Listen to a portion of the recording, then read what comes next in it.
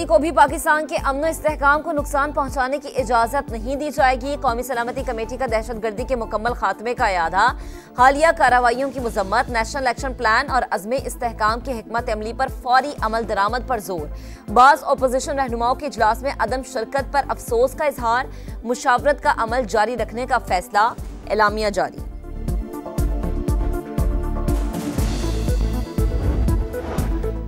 वजीर आजम का दहशतगर्दों का आखिरी हद तक पीछा करने का अज़्म, कहा 2018 में आने वाली नाअहल हुकूमत ने दहशतगर्दी के खिलाफ जंग के समरात जाया कर दिए। शहबाज शरीफ ने एलामिया कमेटी में पेश कर दिया, शुरका ने मुत्तफिका तौर पर तौसीक कर दी। मुल्क की सलामती से बड़ा कोई एजेंडा, कोई तहरीक या कोई शख्सियत नहीं। कब तक गवर्नेंस के गैप्स को अफवाज पाकिस्तान और शोहदा के खून से भरते रहेंगे? हमें बेहतर गवर्नेंस और मुमलिकत पाकिस्तान को हार्ड स्टेट बनाने की जरूरत है। सियासी और जाती मफादात से बालातर होकर एक बयानिया अपनाना होगा। Army chief general Asim Munir का कमेटी इजलास से खिताब। दहशतगर्दी के खात्मे के लिए बदएतमादी का खात्मा जरूरी, सियासी जमातों के दरमियान हम आहंगी को फरोग देना होगा। वजीर आला खैबर पख्तूनख्वा अली अमीन गंडापुर का पार्लिमानी कमेटी में इजहार ख्याल।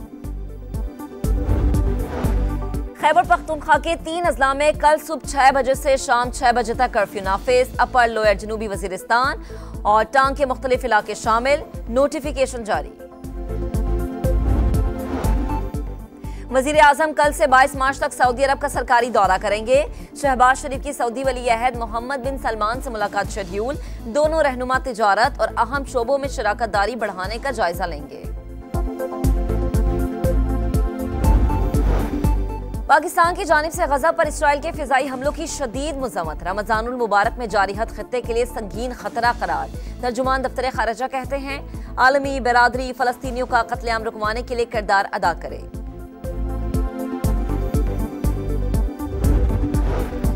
और ईद उल फित्र 31 मार्च पीर को होगी। महकमे मौसमियात की पेशगोई, माह शवाल का चांद 29 मार्च को 3:58 पर पैदा हो जाएगा। हतमी ऐलान मरकजी रोयत हिलाल कमेटी करेगी। मुल्क की सलामती से बड़ा कोई एजेंडा, कोई तहरीक या कोई शख्सियत नहीं। कब तक गवर्नेंस के गैप्स को अफवाज पाकिस्तान शोहदा के खून से भरते रहेंगे? हमें बेहतर गवर्नेंस और मुमलिकत पाकिस्तान को हार्ड स्टेट बनाने की जरूरत है। सियासी और जाती मफादात से बालातर होकर एक बयानिया अपनाना होगा। Army chief general Asim Munir का कमेटी इजलास से खिताब, कहा दहशतगर्दों और उनके सहूलतकारों को शिकस्त देंगे।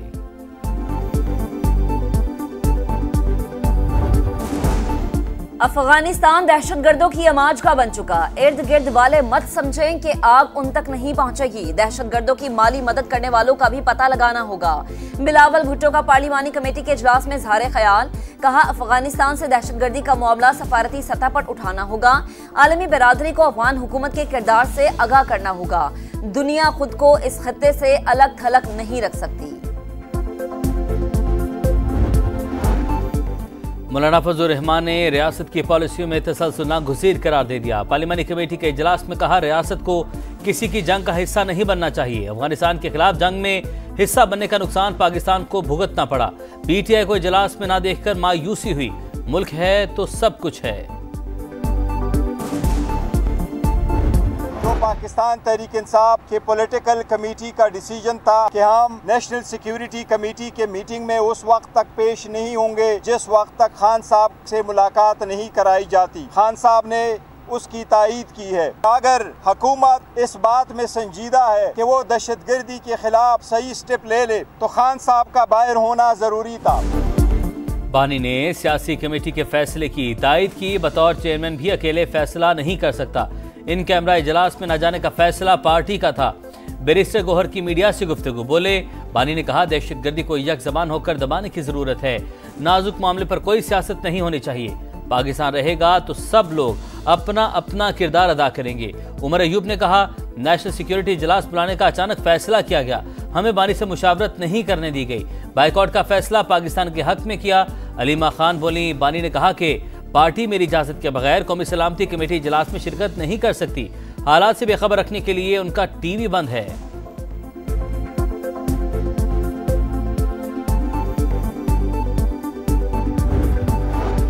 तहरीक इंसाफ ने साबित कर दिया कि इनकी पहली और आखिरी तरजीह बानी पीटीआई है। मुल्क की सलामती की इनकी नजर में कोई अहमियत नहीं। ख्वाजा आसिफ बरस पड़े। एक्स पर लिखा, वतन दहशतगर्दी की आग में जल रहा है। अपोजिशन अपने मफादात की सियासत कर रही है। इससे बढ़कर मुल्क दुश्मनी नहीं हो सकती। कलदम टीटीपी बीएलए मजीद ब्रिगेड को तालिबान हुकूमत की पुष्ट पनाही हासिल। पाकिस्तान ने अफगान सरजमीन से दहशतगर्दी का मामला सलामती कौंसिल में उठा दिया। अक़वाम मुत्तहिदा अफगानिस्तान से दहशतगर्दी को तरजीही मसला करार दे। पाकिस्तान के मुस्तकिल मंदूब मुनीर अकरम का मुतालबा। कहा, सबूत है जाफर एक्सप्रेस पर हमले की मनसूबाबंदी अफगानिस्तान में हुई।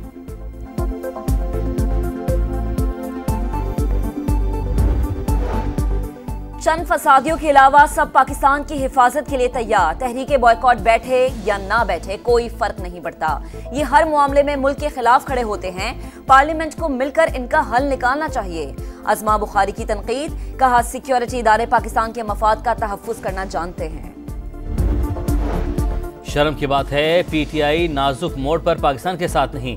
यह पाकिस्तान को नुकसान का कोई मौका जाने नहीं देती।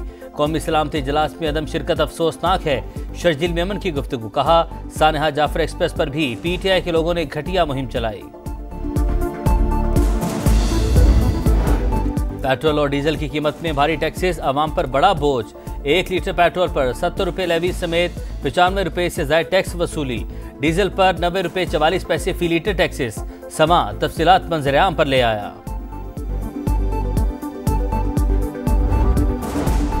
मुस्तफा आमिर कत्ल केस में अहम मोड़। मरकजी मुलजिम अरमुगान अदालत के रूबरू एतराफ़े जुर्म के लिए तैयार। वालिद का वकील मानने से इनकार। जज की मुतल्लका जुडिशल मजिस्ट्रेट से राबता करने की हिदायत। जिस्मानी रिमांड में 24 मार्च तक तौसी। हंगामा आराई पर अरमुगान के वालिद को कमरे अदालत से बाहर निकाल दिया गया।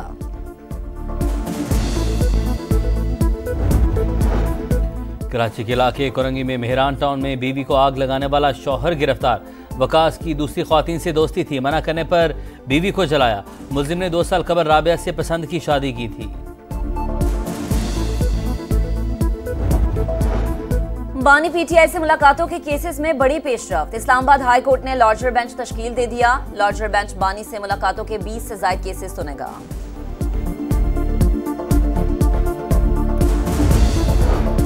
भारत के शहर नागपुर में इंतहा पसंद हिंदुओं का औरंगजेब आलमगीर का मकबरा गिराने के लिए एहतजाज। बलवाइयों के हमले, मुसलमानों के इलाके में तोड़फोड़, हंगामे फूट पड़े। पुलिस का क्रैकडाउन, 50 अफराद गिरफ्तार। शहर में कर्फ्यू नाफिज। भारतीय मीडिया के मुताबिक छावा फिल्म की वजह से औरंगजेब के खिलाफ नफरत पैदा की गई।